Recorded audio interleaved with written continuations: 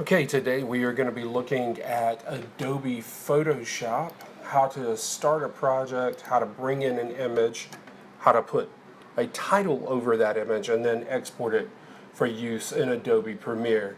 And we're going to start, the most simple way is to actually go to the Spotlight search tool. And you can see here I'd already started typing in photos, and when I did that, that pulled up Adobe Photoshop CC.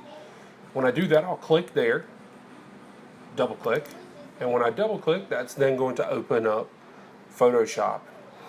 When the dialog box opens here, you'll see that I have a couple of different options for things I can do. I can click on previous images, projects that I had started, and I can open those and work there. But what we want to do here is we actually want to create a new image. We can do this by hitting Command N on the keyboard or just simply by clicking right here. When we do that, another dialog box is going to open. This is where we will title our project. I'm going to call this Medium Shot Demo. And I want to make sure that the settings for this match the settings for my video. So under document type, they have some presets that are very useful. One of those is film and video. If you click that, you now see that for size, you can choose different video options. For this, what we're going to do, and for just about everything we do, is we're going to choose HD TV 1080p. And that is going to be full high definition. And you can see now that our resolution is 1920 by 1080. We're just going to leave the resolution at 72 dpi. This is not absolutely necessary, but for my preference, I always go to background contents and click transparent. That way, if I wanted to export an image that I could put over something else that I could see through areas, it makes it easy to do that. So once I've done that, I'm going to click OK. And now this is our workspace, and this is a pretty small workspace. So I'm going to actually stretch this out a little bit and make it a little easier to work with. So here's our new workspace. If you hit Command and the plus key on the keyboard, it'll actually zoom in a little bit. You hit Command minus, it'll zoom back out. So for this, what we're going to do is we're going to take a medium shot. Now when you're doing this, you will have an actual medium shot that is 1920 by 1080 that you can just simply place in the image. For this though, I'm going to have to make a few adjustments, and I thought it might be a good idea for you to be able to see that. So to get an image from the computer into Photoshop that we can actually work with, we're going to go to File, and we're going to Place Embedded. And that's going to allow us to actually go through the computer and search for any images that we want to put in there. And I found this picture from the movie American Gangster that was a pretty large file and pretty good resolution. So I'm going to take that, I'm going to click on it, and then I'm going to click Place. When I do that, you'll see that it actually goes into my workspace. Now, it doesn't fit exactly in there. That's no problem. I can actually just come and adjust the edges by grabbing. You want to hold down the Shift key when you click. That way it doesn't lose its proportions. If you don't hold Shift and you do this, you can make people really tall and skinny or really short and fat, and we don't want to do that. We want everybody to keep their same dimensions. So with this, I am going to set it up to be a medium shot. A medium shot of our talent or our subject is going to be from just over the top of the head to just around the waist, either above or just below the waist.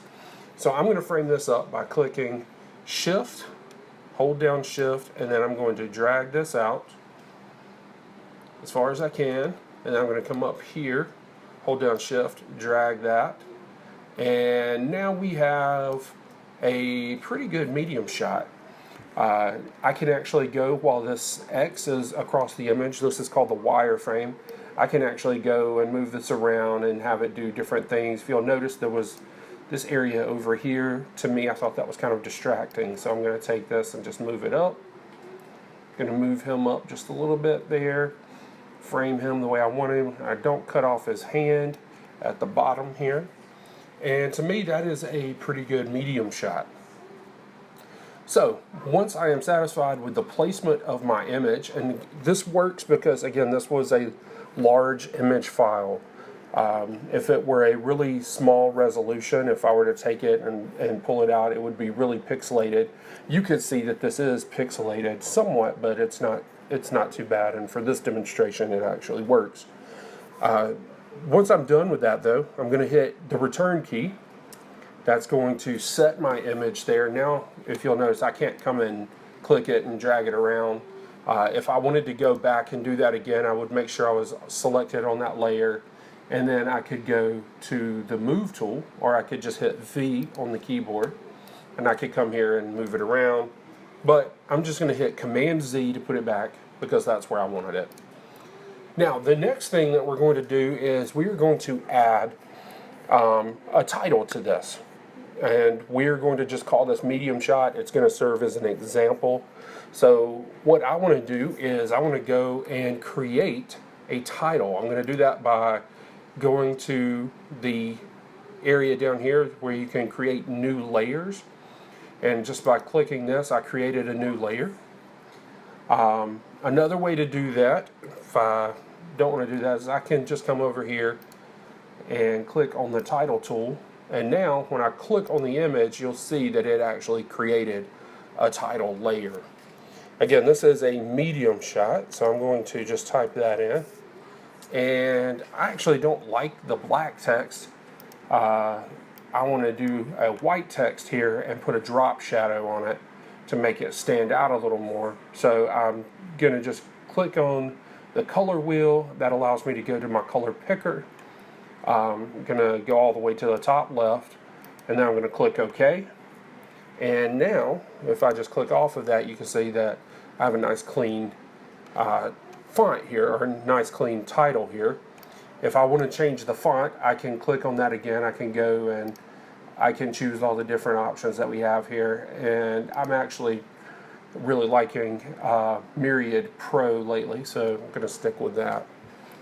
Now, while I'm still clicked on this layer down here in the layers window, if I go to effects and click that, I can click on drop shadow, and you can see that that adds a default drop shadow, and that kind of helps to separate that from the background. So I'm going to click OK, and now I'm going to relocate this to where I want it to be.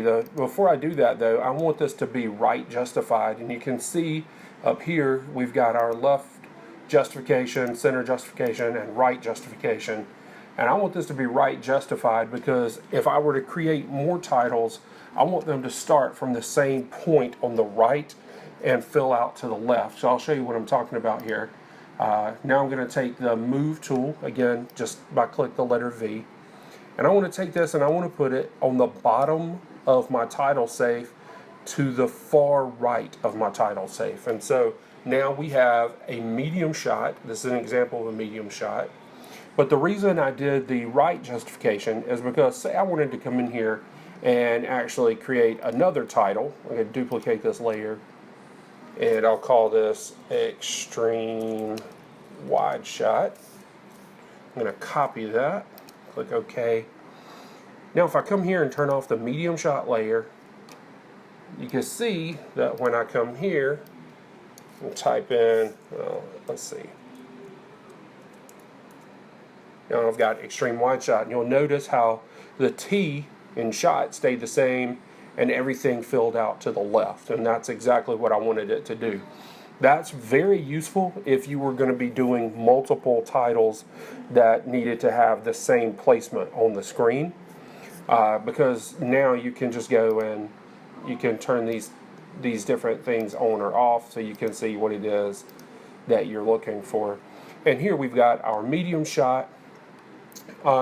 If I didn't put a drop shadow on there, another option that I have is that I could create another layer, and I could have gone to my shape select tool here, and I could have chosen rectangle, and then I could have drawn a box that would be the background here. So just have something that I feel good with there. The problem is now that's black, you can't see through it. But what I would do is, while that is still selected, that layer is selected, I would go to opacity, maybe drop that down to 50%. And then you see you can see through it, and you can see where it says medium shot behind it. But if I take that and drag it below, now that medium shot really pops out from there. And then I could adjust that if I wanted to do that for my extreme wide shot. Now you see that's not long enough. But while I'm there,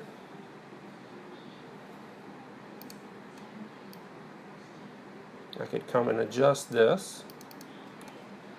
I could go to edit, free transform, and then I could drag that back out so that it fits for what it is that I am trying to do. So what I'm going to do is I want to take this image and now get this into Adobe Premiere so that I can use it. What I have found the best way to do that is you can actually just save the project by going File, Save, and if you've already titled it Medium Shot Demo, you should be good. I'm just going to save that to the desktop. Now I'm going to click OK. Now what that's going to do is that's actually going to create a Photoshop document. So if I were to actually come and close this, the next time I double click, it will open up that image, and I can still go in and make all the edits that I want to it. But another way to actually export is to go File, Save As. I'm still going to select Desktop for this demonstration. I'm going to leave it as medium shot _ demo, but instead of PSD, I'm going to choose Format. I'm going to choose PNG. And then I'm going to click Save. I'm going to replace the one that I had done earlier.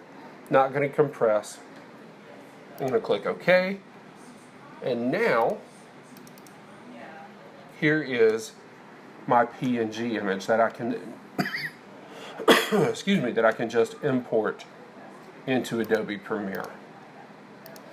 I know that was a lot of information. Feel free to watch back through this and let me know if you have any questions. Thank you.